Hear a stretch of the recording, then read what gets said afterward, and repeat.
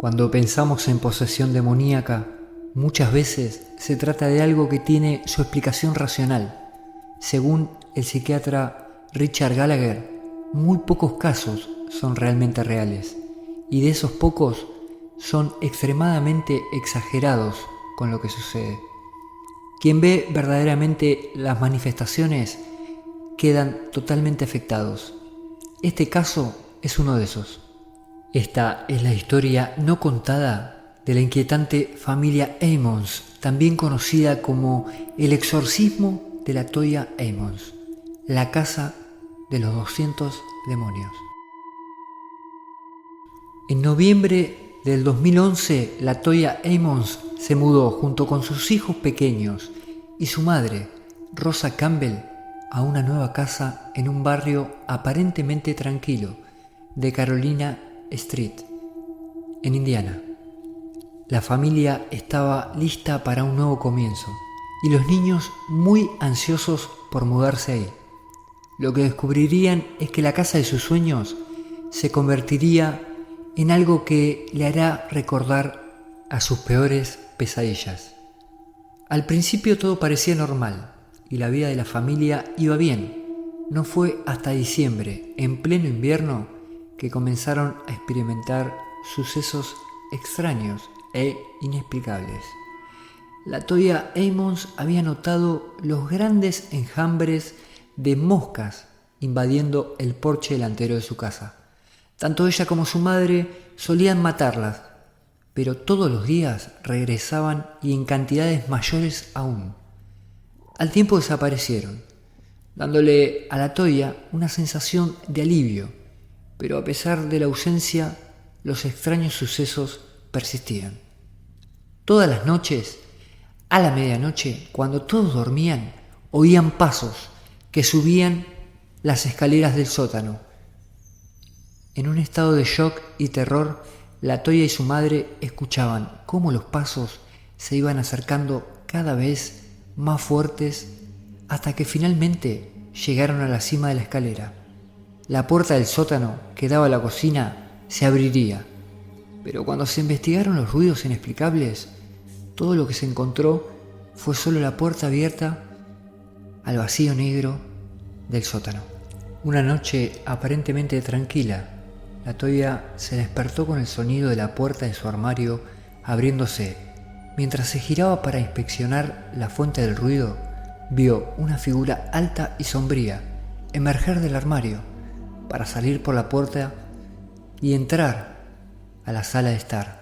Saltó de la cama y la siguió, y lo que descubriría le helaría la sangre. Justo en la sala de estar vio la silueta de un hombre muy grande que caminaba de un lado al otro.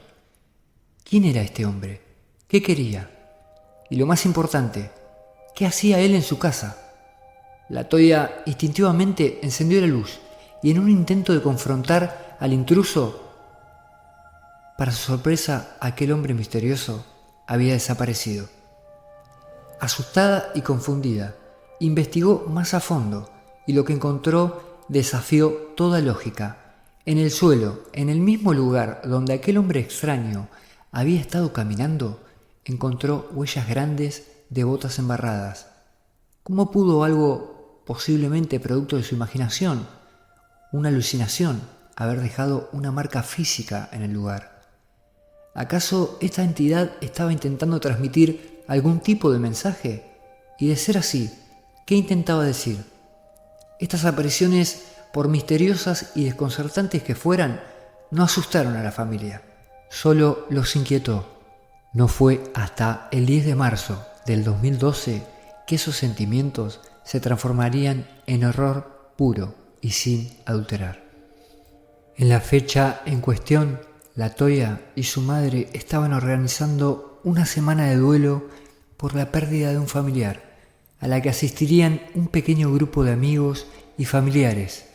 Los duelos duraron hasta bien entrada la noche y alrededor de las 2 de la madrugada fueron interrumpidos abruptamente por el sonido de gritos. La Toya había estado en la habitación de su madre junto con su hija de 12 años y la amiga, cuando de repente la Toya comenzó a gritar, llamando a su madre. Rosa entró corriendo a la habitación y encontró a su nieta pequeña inconsciente y levitando sobre la cama. Después de orientarse, la familia y los amigos rodearon la cama y comenzaron a orar.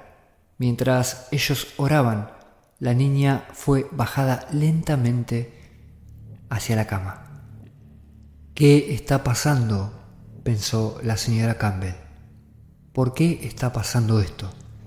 Al despertar, la niña no recordaba nada de lo sucedido.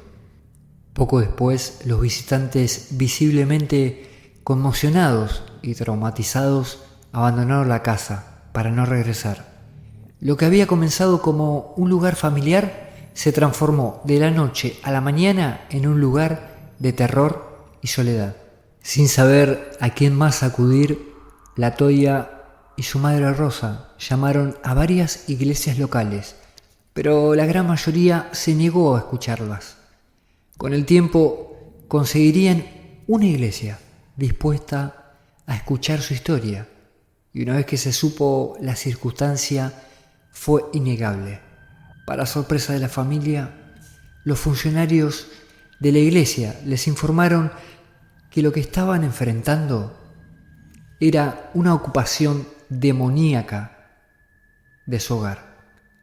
Por recomendación de la misma, la Toya y su madre limpiaron toda la casa con lejía y amoníaco, vertieron aceite de oliva en las manos y pies de los niños y en forma de cruz en sus frentes.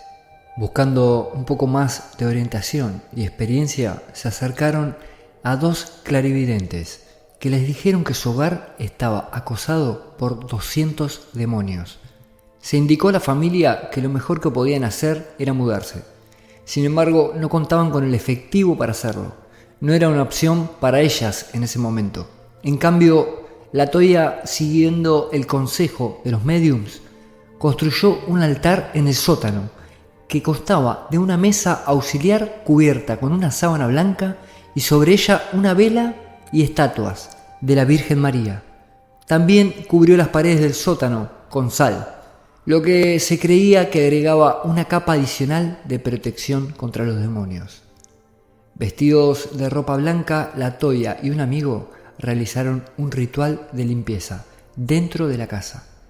Quemaron salvia y azufre, comenzando por arriba y avanzando hasta el sótano. Dibujar cruces en el humo de cada habitación.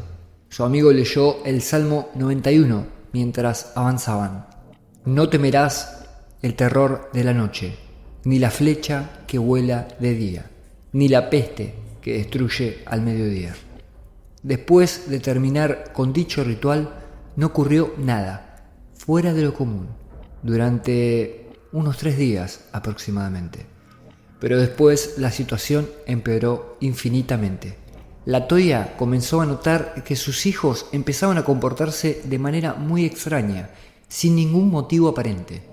Comenzaron a hablar con voces siniestras y profundas. Sus sonrisas eran retorcidas. Informó también que sus ojos parecían más grandes y oscuros.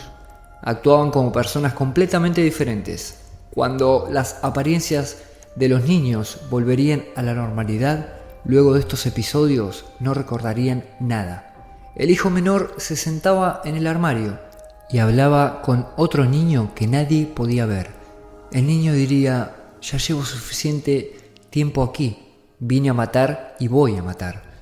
Y habló detalladamente con su hijo de cómo fue ser asesinado. Una vez, el hijo de la Toya fue arrojado del armario, golpeando a su hermana y tirándola contra una cabecera, lo que le provocó una lesión que requirió de puntos en su cabeza. Más tarde, su propia hija le diría al psiquiatra que a veces sentía como si la sujetaran y la asfixiaran, incapaz de hablar o moverse, mientras voces le decían que nunca volvería a ver a su familia y que estaría muerta en 20 minutos. La Toya empezó a creer que ella y sus hijos estaban siendo poseídos al azar, Su cuerpo subía de temperatura repentinamente y comenzaba a temblar, perdiendo la conciencia. Rosa, sin embargo, nunca experimentó en su interior nada demoníaco o extraño. Una noche lo que sucedió con la familia fue tan grave que la Toya optó por que pasaran la noche en un hotel, temiendo lo peor para sus hijos. En abril del 2012, ella y su madre llevaron a los niños a ver a su médico. Al entrar a la sala de examen, el médico dijo que inmediatamente lo invadió una sensación de terror y pavor, y que esto era terriblemente inexplicable. Como la Toya contó la historia de lo que estaba viendo la familia, el médico tomaba nota de todo. Dicho esto, delirios, fantasmas en el hogar, alucinaciones. En ese mismo momento, de la nada, el niño más pequeño comenzó a maldecir agresivamente al médico con una voz profunda y demoníaca. Luego lo levantó en el aire y lo arrojó contra la pared sin que una sola persona lo hubiera tocado. El niño se desmayó y al mismo tiempo su hermano mayor también. El personal médico intentó sacudirlos para despertarlos, pero estaban completamente inconscientes. Alguien que trabajaba en el consultorio llamó al 911 y 8 policías, junto con paramédicos, se llevaron a los niños al hospital. La Toya los siguió y pidió al personal que les pusieran aceite de oliva sobre sus hijos, a lo que simplemente la ignoraron. Ella comenzó a orar. Pasadas las horas, ambos niños despertaron. El mayor de los dos actuó con normalidad, pero el menor comenzó a gritar e intentó atacar a todos. Era tal la fuerza que manejaba que tuvo que ser sujetado por 5 personas. El personal del hospital pensó que los niños estaban siendo abusados, lo que hizo que llamara al Departamento de Seguridad Infantil, citando que la Toya padecía una enfermedad mental aparentemente obvia. Seguridad Social informó que ni sus hijos ni la Toya tenían mala salud, ni habían sufrido de abusos. Más tarde, una tía de Washington y su abuela llevaron a los niños a una pequeña sala de examen para entrevistarlos. Mientras estaban ahí, el hijo menor comenzó a gruñir una vez más, mirando fijamente a los ojos de su hermano mayor, y con una voz profunda dijo: «Es hora de hacerlo. Muere. Te mataré». Lo que hizo que el hermano mayor corriera directamente hacia su abuela, dándole un cabezazo en el estómago tan fuerte como pudo, una y otra vez. Rosa tomó al niño por la mano y le dijo: «Tú no eres mi nieto, eres un demonio». Entonces sucedió algo aterrador. Con esa misma sonrisa aterradora y mirada de pura violencia, caminó hacia atrás, en estado de shock, y caminó por las paredes, hasta caer desde el techo y regresar al suelo, aterrizando sobre sus pies. Luego de un silencio de ultratumba, todos salieron corriendo de la habitación y encontraron al médico. Le explicaron lo que había sucedido, pero él no lo creyó. Creía que se trataba de un truco del niño. Entró a la habitación y le pidió al niño que hiciera lo mismo, pero este no recordaba nada de lo sucedido. Luego de 8 días de internación, fue el cumpleaños del pequeño y decidieron celebrarlo con la familia, un pastel y canciones. Cuando la fiesta terminó, la Toya recibió la trágica noticia de que el departamento infantil tomaría la custodia de sus hijos, ya que creían que estaban descuidados. La familia lloraba porque no entendía por qué la toma de la decisión y por no poder hacer nada al respecto. La mañana del 20 de abril del 2012, la Toya recibiría una ayuda bastante inesperada. El reverendo Mangano. Él nunca antes había realizado un exorcismo, pero accedió a ayudar en todo lo que pudiera. Se acercó a la casa de la Toya y Rosa Campbell, mientras los entrevistaba, comentó sobre una luz parpadeante en el baño que se detenía cada vez que el reverendo se acercaba a ella. La entrevista se interrumpió cuando Rosa señaló que las persianas de las ventanas de la cocina se movían, incluso ante la ausencia de una corriente de aire en su casa. El reverendo observó las huellas en la sala de estar. La Toya durante la charla se quejó de migraña, a lo cual el cura puso un crucifijo en su frente y esto hizo que empezara a convulsionar. Luego de una charla que duró más de 4 horas, el reverendo insistió en que la familia estaba siendo atormentada por demonios que se habían apoderado de su hogar. Bendijo la casa y les dijo que no era seguro permanecer en ella, que debían irse de inmediato. La Toya y su madre se mudaron con un familiar y una semana más tarde el departamento infantil fue a la casa para verificar si era segura para que los niños volvieran a vivir con ella. Fueron con un oficial de policía y 2 asistentes. La Toya se negó a entrar. Rosa llevó al grupo a la casa para que puedan inspeccionarla. En el sótano, debajo de las escaleras, un trozo de tierra del que Rosa decía que los demonios habían emanado de él. El capitán de policía dijo que creía en fantasmas, pero no en demonios. Y luego diría que eso cambió al visitar la casa de Carolina Street. Durante la entrevista con Rosa, varios dispositivos electrónicos que llevaban los oficiales dejaron de funcionar. En una de las grabaciones tomadas, notaron la presencia de una voz que les susurraba. También tomaron varias fotografías que contenían siluetas y manos de madera. Una incluso contenían rostros.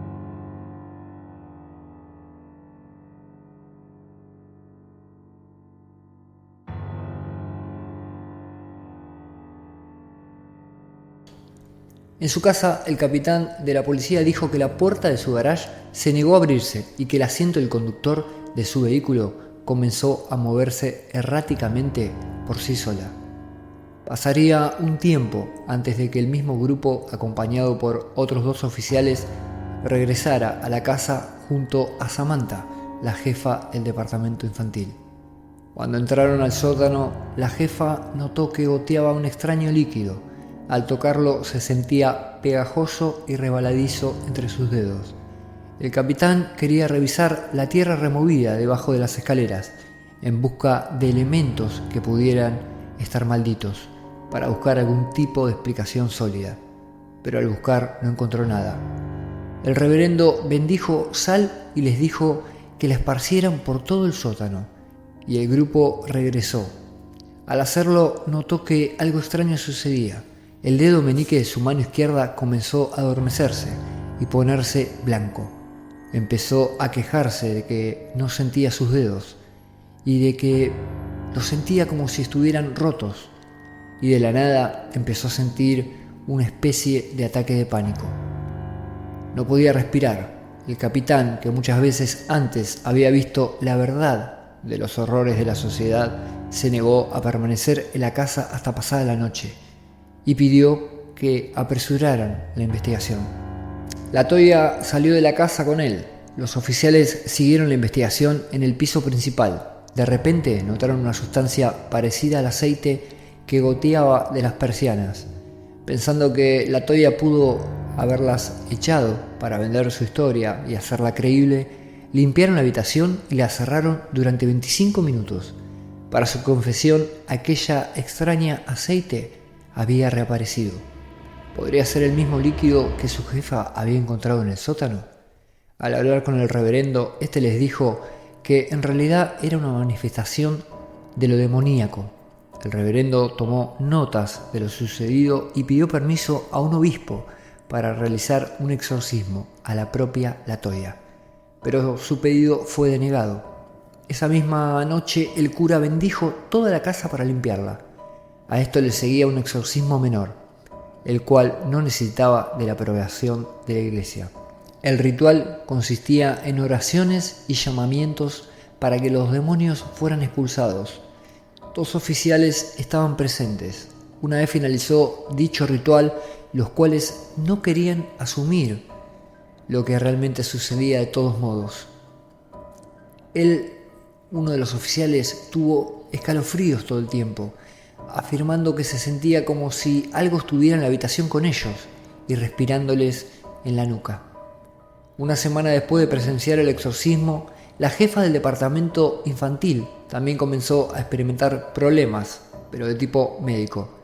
Sufrió quemaduras de tercer grado y al caerse en una motocicleta y romperse 3 costillas, se cree que todo esto fue por haber presenciado dicho ritual. Una vez que el exorcismo menor fuera exitoso, el obispo le daría al padre permiso para realizar un exorcismo apropiado sobre la toya. Dijo que el ritual era el mismo que había realizado originalmente. Sin embargo, resultó más fuerte, porque esta vez contó con el respaldo de la Iglesia Católica. Antes de realizar el exorcismo, el padre le encargó a la toya que investigara los nombres de los demonios que la atormentaban.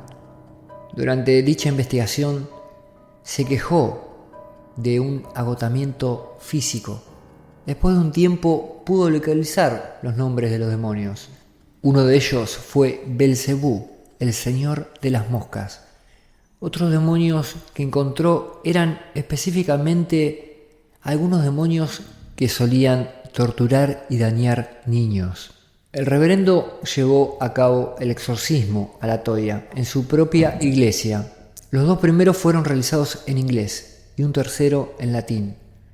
Durante el ritual, el padre presionó un crucifijo en su cabeza y cantó: "Te echo fuera, espíritu inmundo, junto con cada poder satánico del enemigo, cada espectro del infierno y sus compañeros, en el nombre del Señor Jesucristo".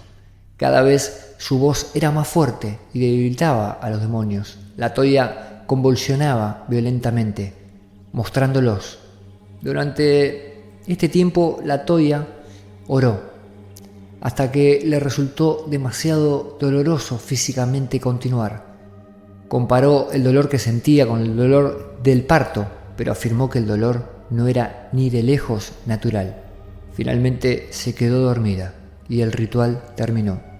Entre el segundo y el tercer exorcismo, con varias semanas de diferencias, una mujer que había asistido al padre se le asignó la tarea de establecer un plan de respaldo en caso de que la toya tuviera problemas. La mujer escribió el nombre de un demonio en un trozo de papel, lo metió en un sobre y lo rodeó con sal que había sido bendecida. Si la toya hubiera tenido graves problemas, la mujer debía quemar dicho sobre que contenía aquel nombre. En ese tiempo, la toya y su madre se mudaron a una nueva casa, y una noche, mientras se desataba una tormenta, la toya llamó al reverendo, quejándose de que estaba teniendo pesadillas horribles relacionadas con demonios. Entonces la mujer recibió las instrucciones para quemar aquel sobre, lo que hizo que las pesadillas cesaran. Nuevos inquilinos llegaron a la casa antigua de Carolina Street, pero no reportaron ninguna otra actividad paranormal en la residencia. El caso se cerró en noviembre del 2012. Los niños fueron devueltos a su madre, quienes por un año recibirían la visita del departamento infantil.